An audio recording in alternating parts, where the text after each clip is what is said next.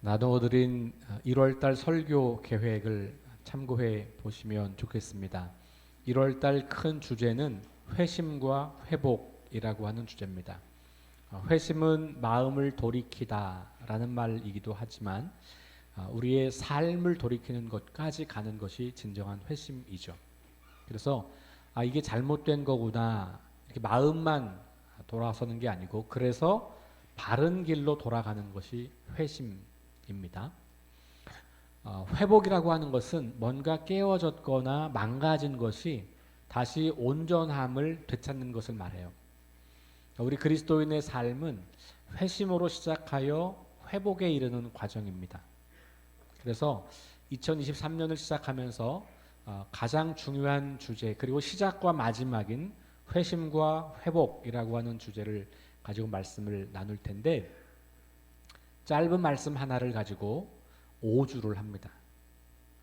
그래서 여러분들이 잘 아시는 아버지와 두 아들의 비유, 더 유명한 이름으로는 탕자의 비유라고 알려져 있는, 그러나 더 좋은 제목은 기다리시는 아버지의 비유라고 할 수 있거든요.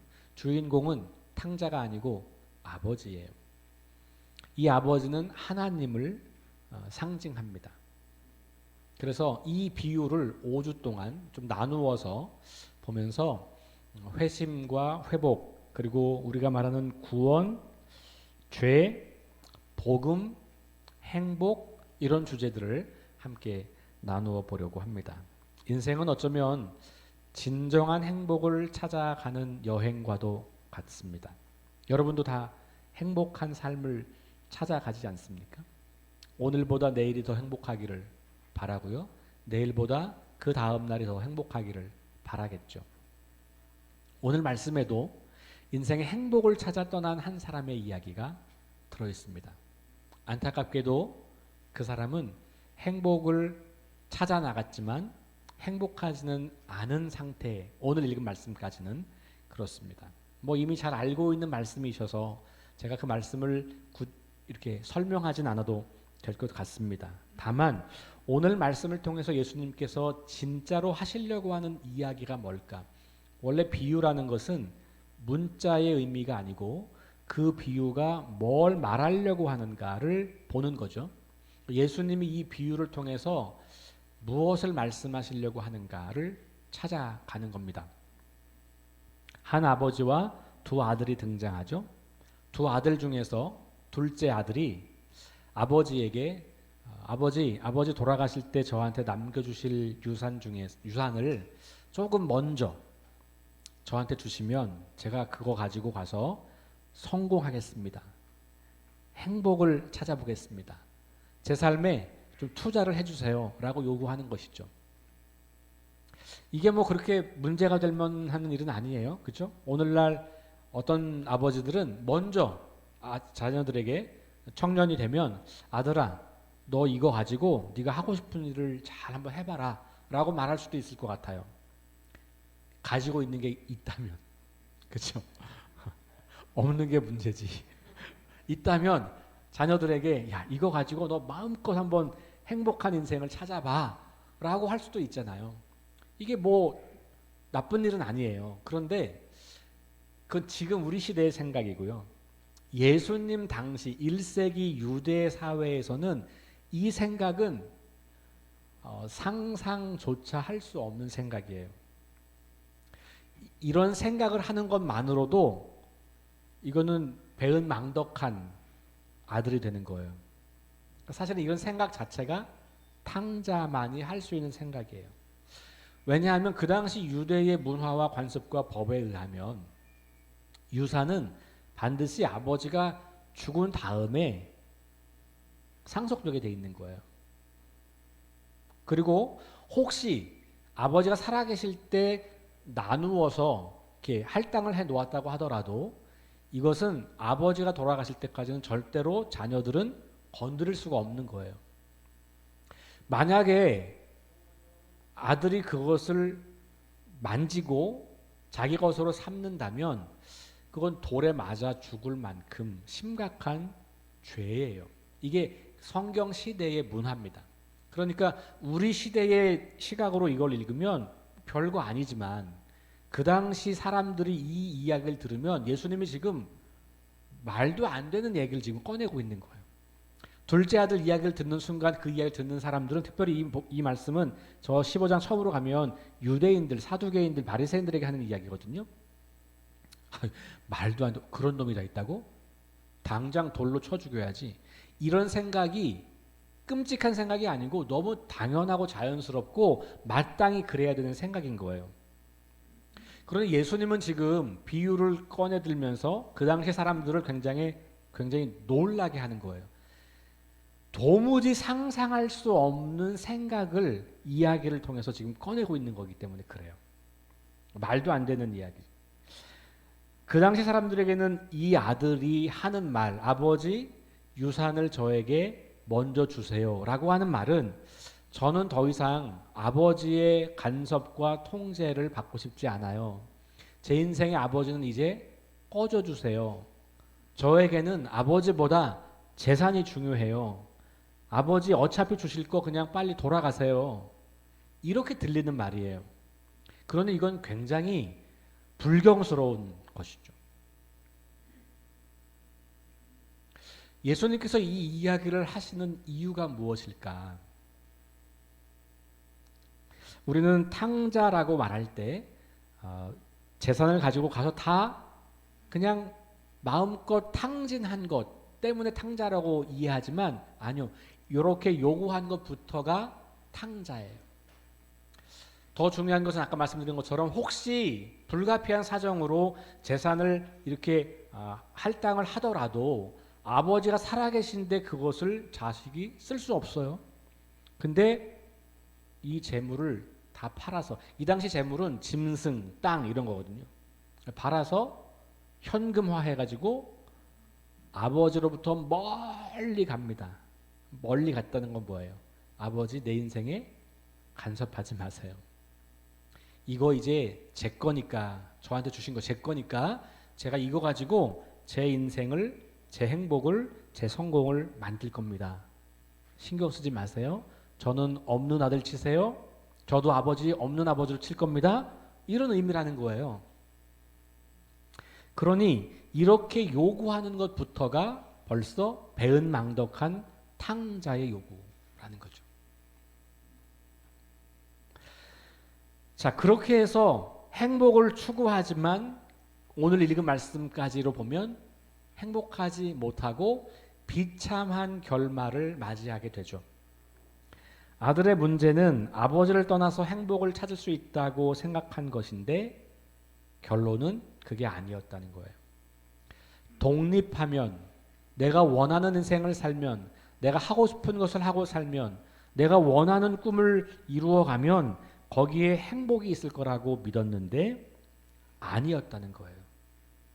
이 짧은 이야기는 그 결말을 너무 선명하게 반복적으로 보여주는데 그 이야기가 뭐냐면, 첫 번째는 뭐냐면 흉년이 들었다라는 표현이 나와요. 여러분, 구약 성경에서 흉년 혹은 기근 하면 떠오르는 것은 하나님의 심판이에요. 그러니까 유대인들의 사고방식 속에는 기근이 왔다 혹은 자연재해가 일어났다 혹은 전쟁이 일어났다 이러면 하나님께서 뭔가 누군가를 심판하신다라는 거거든요. 그러니까 이 말씀을 듣고 있는 유대인들은 아유 그렇지, 그 둘째 아들 그렇지, 하나님의 가만두시겠어? 저 쳐 죽일 놈 흉년 들게 해서, 그 나라 흉년 들게 해가지고 저거 심판하는 거야, 이렇게 생각하는 거예요.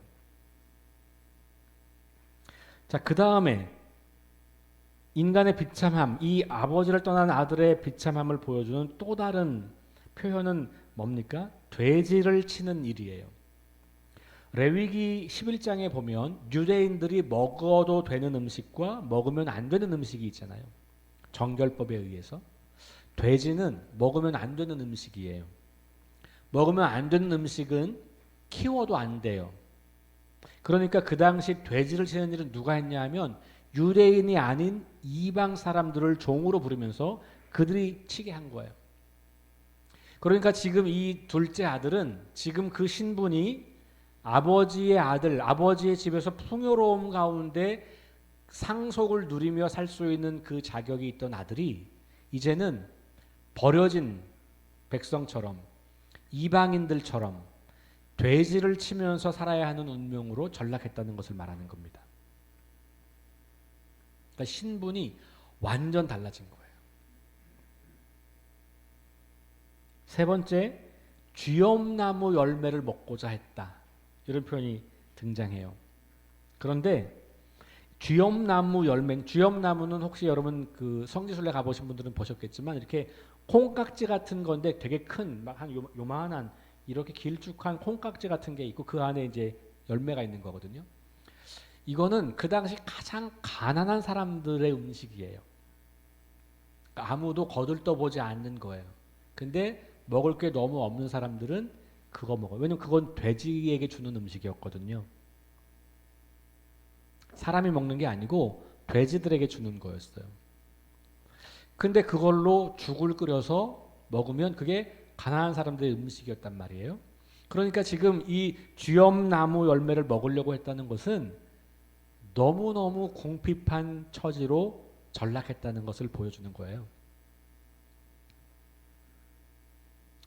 아버지를 떠난 아들의 이야기는 결국은 우리 인생의 행복이 아버지와 함께 있을 때, 아버지의 사랑과 은혜 안에 머물러 있을 때, 그때 가능하다.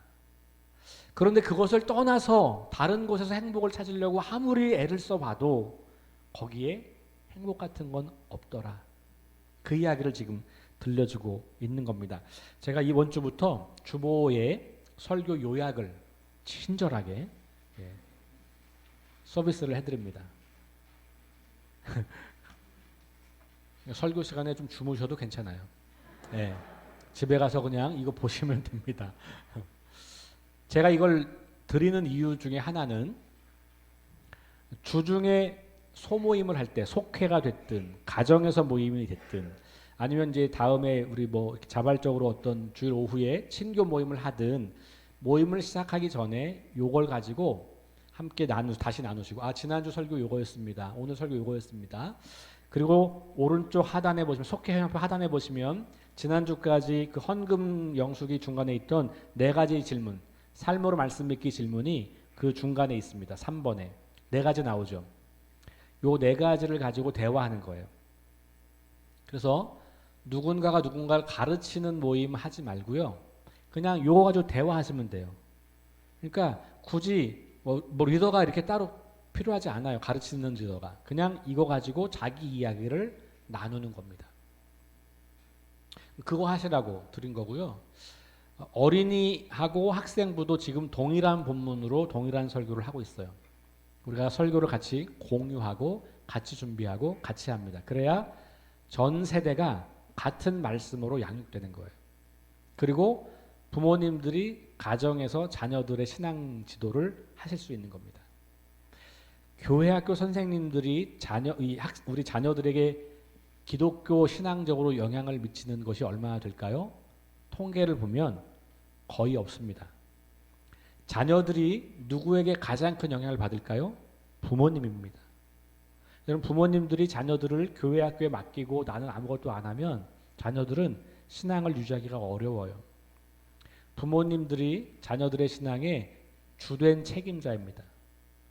그래서 교회는 그걸 도와드리는 것뿐이에요. 그래서 앞으로 우리 교회 학교에서는 부모 교육, 부모님과 자녀들이 어떻게 가정에서 신앙 생활을 잘 할까를 연구하고 그런 것들을 많이 개발할 겁니다. 자, 일단 우리 교회가 이제부터는 주일 예배 말씀이 어린이부터 장년까지 다 똑같다. 유치부는 예외입니다. 유치부는 이렇게 활동 자료가 있어야 되기 때문에.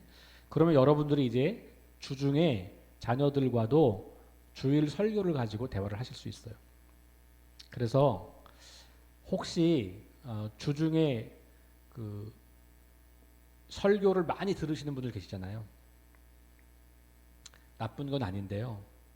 소화가 안 되면 별로 안 해도 되는 거예요. 제가 여러분들에게 좀 권면드리고 싶은 것은 다른 좋은 설교를 들으려고 하지 마시고요. 일주일에 주일날 들었던 설교가 뭐 좋든 나쁘든 그 설교를 일주일 내내 살아내려고 애를 쓰세요. 그게 영적 성장의 가장 중요한 출발이에요. 설교를 많이 듣거나 성경을 많이 읽는 것이 신앙 성장에 도움이 된다고 하는 착각을 하고 있어요. 근데 그건 제가 지난번에 말씀드린 것처럼 수용 교본을 수없이 반복해서 읽으면 된다고 착각하는 거랑 똑같은 거예요. 우리 여기 음악 하시는 분들, 크로마하프 이분들이요 일주일에 한 번씩 연습하고 집에서도 연습하실 거예요. 선생님이 이론 강의하고 책을 놓고 수십 번을 봐도 이렇게 못합니다. 우리 성가대가 연습하잖아요. 연습 안 하고 맨날 지휘자 선생님이 음악적 설명하고 어떻게 연주하라고 어떻게 노래하라고 가르쳐만 주고 그것을 머릿속으로만 그리면 노래가 되지 않아요. 우리가 설교를 많이 듣고 성경을 많이 읽는 데는 그런 오해, 착각이 있는 거예요. 그러니 할 수 있으면 주일 설교를 반복해서 들으세요. 그리고 그 설교를 가지고 이 질문, 4가지 질문을 가지고 일주일 동안 치열하게 살아보세요. 그것이 일주일 동안 설교를 10편 듣는 것보다 훨씬 낫습니다.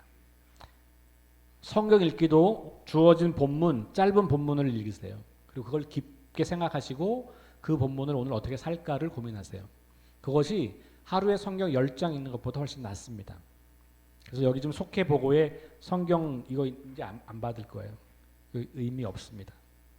아주 없는 건 아니나 어떤 분들에게는 도움이 되긴 하나 대부분의 분들에게는 그렇게 썩 도움이 되지 않는다는 게 저의 생각이에요. 이견이 있을 수 있습니다. 동의하지 못할 수 있긴 하지만 제가 여러분들에게 권장해 드리는 방법은 집중해서 반복해서 읽어라. 자, 그래서 이제 이거 드린 거거든요. 자, 오늘 이 제가 나눠드린 거에 맨 밑에 더 친절하게 4가지로 요약해 놨어요. 설교 요약을 또 요약해서 4가지로 놨어요. 그렇죠? 바쁘신 분들은 이 4가지만 읽으시면 됩니다. 자, 같이 읽어볼까요? 1. 시작. 우리 인생의 주인은 나 자신이 아니라 하나님이시다. 하나님 없이 살려고 하는 것이 죄의 본질이다. 하나님을 떠나서는 행복할 수 없고 비참한 결말을 맞이할 수밖에 없다. 참된 행복은 하나님과 관계 안에서만 누릴 수 있다. 예수님은 이 말씀을 둘째 아들을 통해서 들려주고 싶은 거예요. 특별히 그 당시 가장 종교적이라고 생각했던 사람들에게 하는 이야기예요. 아마도 이때까지만 해도 이 유대인들은 둘째 아들 이야기는 내 얘기는 아니야 라고 생각할 거예요. 왜냐하면 그들은 자기가 하나님 곁에 있다고 생각하거든요. 물론 이 비유는 여기서 끝나는 게 아니고 그 뒷이야기가 있기 때문에 이제 이 유대인들이 깜짝 놀랄 반전이 그 뒤에 나오긴 합니다만 여러분들도 아마 나는 뭐 늘 하나님 곁에 있고 하나님 함께 있고 하나님 예배 드리고 성경 읽는 사람인데 난 둘째 아들은 아니야 라는 마음을 가지고 계실지도 모르겠어요. 근데 몸은 와 있지만 혹시 하나님과의 관계가 어떠신가? 그러니까 물리적으로는 같이 있는데 먼 사람이 있잖아요. 여러분들이 여행을 가요. 비행기를 탔어요. 옆자리에 누가 앉아 있어요. 동행해요. 10시간 동안. 미국 가는 동안 함께 동행해 10시간을. 한마디도 안 해요. 그럼 친한 겁니까? 안 친한 겁니까? 안 친한 거잖아요. 같이 있다고 친한 게 아니잖아요. 내가 하나님이 계신 곳에 있다. 성경을 읽는다. 예배를 드린다. 그렇다고 그게 하나님과의 친밀함과 반드시 일치하지는 않아요. 일치해야 마땅한 건데 어떤 사람들은 그냥 종교적 의무로 부모님 때문에 그냥 오랜 습관처럼 안 하면 조금 서운하고 허전하고 왠지 뭔가 좀 뒤통수 한 대 맞을 것 같고 이런 불안감 때문 등등 여러 가지 이유로 우리가 예배도 드리고 말씀도 읽고 종교 활동을 하고 있지만 핵심은 아버지와의 관계. 실제로 몸이 아니라 마음까지도. 그러니까 예를 들면 이 둘째 아들이 집을 안 떠나고 아버지 곁에 머물러 있을 수밖에 없는 상황이 됐다고 하더라도 이 아들은 이미 아버지를 떠난 아들이죠. 왜냐하면 이미 재산을 달라고 요구했고 아버지와 관계없는 삶을 추구하는 거거든요.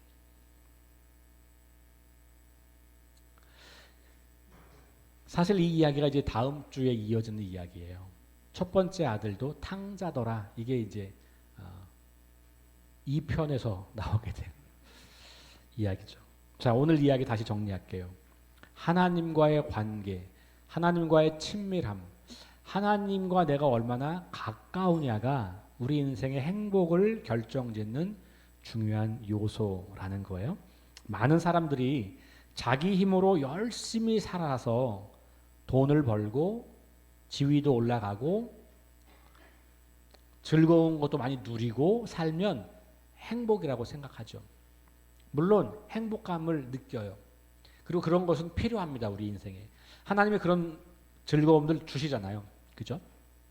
그런데 그게 인생의 목적이 되면 그걸 얻는 것이 행복이라고 하는 것이 굳어지면 그러니까 그거 없으면 나는 행복할 수 없어 라는 생각으로 결론이 이르게 되면 그래서 끊임없이 그것을 탐닉해야만 된다면 그러면 행복은 점점 멀어지는 거예요.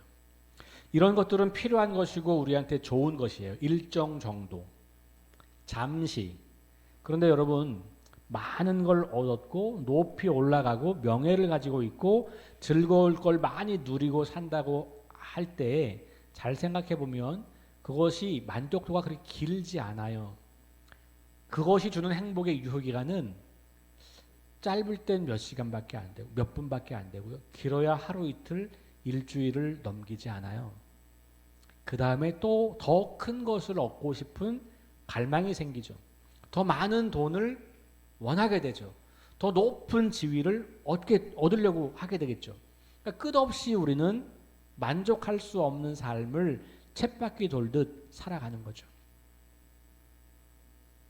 그래서 이 모든 것이 주는 행복이 존재하지만 그리고 그것도 우리의 삶에 유익한 것을 분명히 주지만 유효기간이 생각보다 짧다는 것. 그러면 끝없는 갈망이 우리를 사로잡게 되고 그것이 우리의 삶을 계속해서 자기 탐욕적인 삶으로 경쟁적인 삶으로 이끌어 갈 수밖에 없다는 것을 우리가 알게 되는 거죠. 번지수를 잘못 찾으면 답을 얻을 수가 없어요.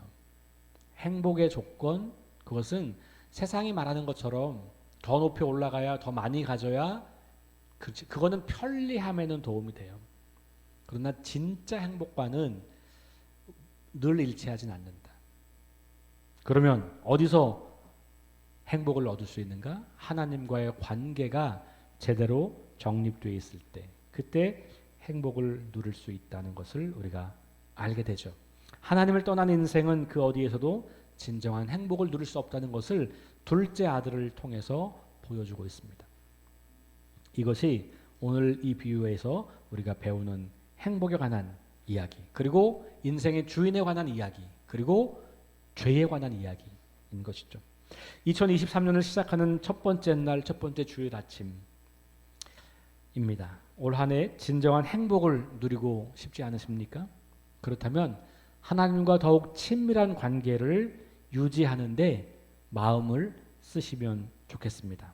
영적 성장 계획을 세울 때 그 출발점이 바로 하나님과의 관계에 있었던 것을 여러분들이 보셨을 겁니다. 하나님이 내 삶의 주인이심을 선명하게 고백하고 매일매일 선포하고 그 안에서 인생을 설계하고 살아가는 것이 바로 행복의 비결이라고 하는 것 기억하시면서 이것을 매일매일 깨닫고 확인하고 경험하는 복된 날들 될 수 있기를 주의 이름으로 축원합니다.